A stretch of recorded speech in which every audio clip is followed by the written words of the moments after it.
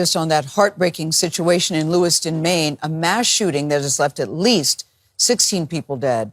There is a very intense search underway at this hour for the man seen here on these surveillance cameras entering a bowling alley with, as you see, an AR-style weapon, and he knows how to use it. He then allegedly opened fire before doing the same thing at a restaurant about 4 miles away. 40-year-old Robert Card has been named as a person of interest in this case. He is considered armed and dangerous. Multiple communities are now under shelter-in-place orders.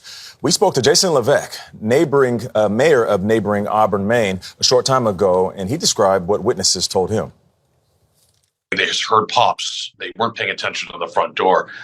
Normally you wouldn't. You're there playing cornhole or talking to friends and family or bowling, and they heard noise and they didn't quite understand and didn't register what it was. A few of them told me, a few individuals that were witnesses said until the third, fourth, or fifth shot. And that's when things started clicking in. And at that point, there really was no clear consensus of what they saw. But, one can imagine in situations like this, it is mass confusion. Elaine Quijano is in Lewiston for us, a city under lockdown right now. Elaine, good morning.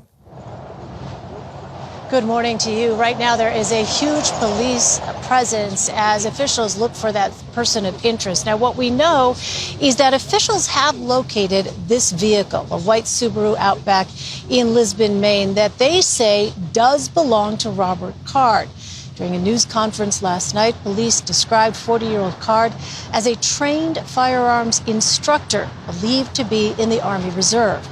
Law enforcement officials in a bulletin seen by CBS News say Card recently reported mental health issues, including hearing voices and threats to shoot up the National Guard base in Saco, Maine.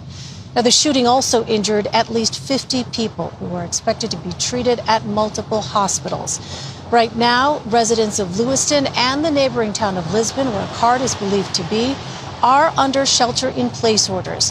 Officials are warning the public to keep their doors locked and not to approach Card, as he should be considered armed and dangerous.